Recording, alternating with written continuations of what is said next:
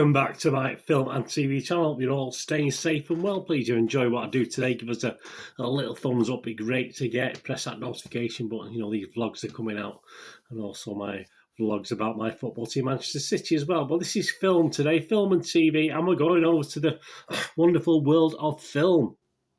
And we're going to look, $90 million budget for this one, so that's not cheap by any means in these sort of COVID days, post-COVID days. And we're going to have a look at a film called, well, very famous film, very famous book, Death on the Nile, of course, from Agatha Christie, but this is the latest adaptation, a bit more on that in a moment. A 12A certificate, 127 minutes, so just over 2 hours. Did it feel like 127 minutes? Possibly.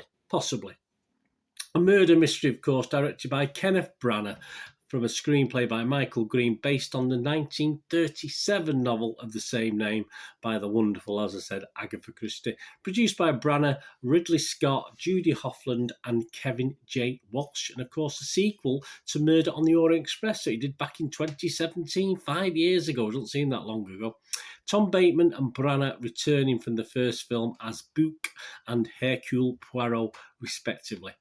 And also in this, a galaxy of stars, a Milky Way of stars. Annette Bening, Russell Brand. Yeah, Russell Brand was one of those guys where I was watching the film and I thought, I know who that is, and I couldn't figure his name out. And it was only when I actually looked at the list of the actors I realised it was Russell Brand. Fair enough. Ali Fazal, Dawn French, Gal Gadot, Arnie Hammer, yes, Rose Leslie, Emma Mackay, Sophia Ocon Edo, Jennifer Saunders and Letitia Wright. What's it about? Well, if you don't know what the old story, it's set a Belgian sleuth, of course, Hercule Poirot, Egyptians vacation aboard a glamorous river steamer.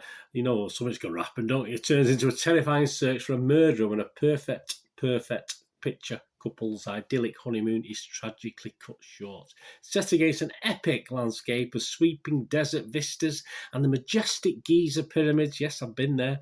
I've not been to Abu Simbel, though. I want to go there. This tale of unbridled passion and incapacitating jealousy features a cosmopolitan, these were their words, not mine, group of impeccably dressed travellers and enough wicked twists and turns to leave audiences guessing until the final shocking denouncement.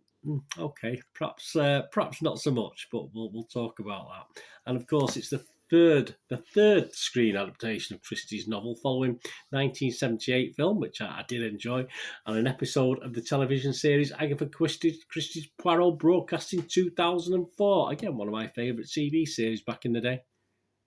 Filming took place in England at the Long Cross Studios and on location in Morocco. Yes, I've been to Morocco as well. Completion, I think it was last December, the December before with this COVID. I'm not too sure which December they're talking about. Released in the UK and the US on February the 11th. So as you're watching this, if you're watching it as I'm recording it on February the 15th, you might have be able to go and watch it at your local cinema, check your listings. How's it doing? How's it doing on the old scores?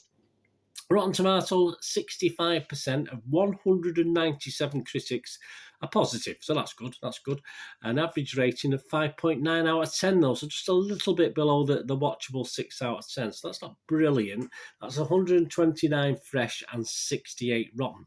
And the consensus of the website, they put all the heads together and they come up with this little statement: old-fashioned to a fault, the solidly entertaining Death on the Nile is enlivened by its all-star cast and director-star Kenneth Branagh obvious affection for the material. Yep, I cannot disagree with anything said there. Rotten Tomatoes audience, yep, love it. 4.1 out of 5, so that equates to 8.2 out of 10, so it's not too bad, is it? Metacritic, they use a weighted average, of course, as Rotten Tomatoes, 52 out of 100, so a little bit less, 52 out of 100. That's based on 50 critics, which obviously is not massive, but that's quite a number for Metacritic, so not great. And it scored anywhere between 40 out of 100, 40, and 75 out of 100. The Guardian's Peter Bradshaw, he only gave it 40. He said, Branagh brings something spirited and good humour to the role of Poirot. Well, humour, we'll talk about that later. But the film's attempt to create some romantic stirrings to go with the activities of those little grey cells is not very convincing. Again, I probably echo that. Movie Nation's Roger Moore, he only give it 50, 50 out of 100. A Death on the Nile that never lets us forget, he says, its quality and the attention to detail, but forgets to be much in the way of fun. Yeah, a little bit more on that in my little summing up as well. Indie-wise, David Elric, though, he gave it 75 out of 100. He's one of the highest scores. Expensive but never fancy, and solid enough to emit a faint whiff of sophistication. The entire project is powered by the same eccentric confidence that allows Brannagh to play Hercule Poirot like a neutered Pepe Le Pew. Yeah, I mean, is that good? Is that good or bad? I was totally confused by that statement. I think he's being good. Internet Movie Database, Joe Public, the guys who've been to the cinema to watch this, 7,823. I've ignored the 10 out of 10s, as you know, and the 1 out of 10s. 7,823 scored at anywhere between 6 and 9. That's quite a lot. And just 1,377 scored at anywhere between 2 and 5. So overall, if you take that, if you do your stats, that's 85% positivity. So that's good. That's good. As I say, it's a little bit higher than Rotten Tomatoes, a little bit higher than Metacritic. So the public seem to like it a little bit more. What about me? I'm the public, aren't I? Well, I did go a little bit dizzy at times and giddy, as Brannagh enjoys, not with the content of the film, but he does enjoy doing a little circle around the actors in various scenes with the camera. So I did get a little bit dizzy at times. He didn't just do it once, twice, I think at least 3 or 4 times. But I think I became immune to it in the end and forgot he was doing it, because obviously he just tended to do it all the time. And at first I thought, oh, that's okay. And then it just got a bit monotonous, Mr. Brannagh. I don't know, obviously. Yeah, he enjoyed doing it. It had a homely feel to it, this. Not really a cinema feature in my mind. It's not the sort of big budget, even though it should be because of the expense and the pyramids and Abu Simbel Temple, etc. It just didn't have that sort of cinema feel to it. It was really a bit more homely, despite the location shoots. Obviously, it was in and around those pyramids in Morocco, wasn't it? Remember, you've been to those pyramids in Morocco, but you know what I'm getting at. It was just, for me, a very, very good. I do love, as I said, I did love the Poirot TV episodes, and for me, it's just a very good episode of that. I can't say anything more than that without rising above the ordinary for me.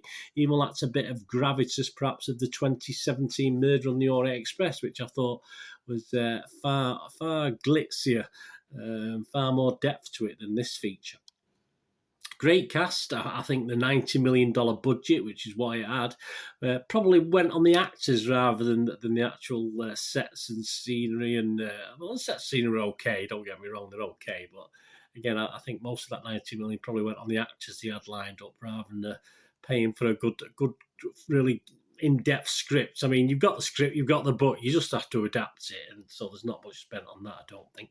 A simple watch, it passed the time, but for me, just a little uninspiring. And to be honest with you, I'd go back and watch the 70s version again and again before I'd probably watch this again. I've always found Poirot fun to watch, whether it was his TV series or some of the films we've seen before, played by various actors. Certainly, Kenneth Branagh, I thought was quite humorous, not humorous, but a little bit lighter in the Murder on the Orient Express. But this version, just Branagh sort of turned him into a little bit of a bore for me. And I say, I've always liked Poirot's humour when he's been played in previous films by some great actors, of course. But yeah, Branagh, I'm sorry, just doesn't quite do it for me as Mr. Poirot in this. He's just a little bit boring. But I will give it a 6 out of 10, which is my watchable rating, because it was watchable just. But as I say, I did expect just a little bit more from it, and I was a little bit disappointed. Let me know what you think, guys. Anyway, of Death on the Nile from Agatha Christie, put together by Mr. Kenneth Branagh. Yeah, not his best in my view, but let me know what you think. Anyway, thanks for watching. What are you going to do the rest of the day? Have a great one. Look after yourselves, look after your friends, look after your families. More importantly, let's all look after each other. To meet here again on the Film and TV channel. I only ask one thing, don't I? Please stay safe, everyone. Thanks for watching. Bye for now.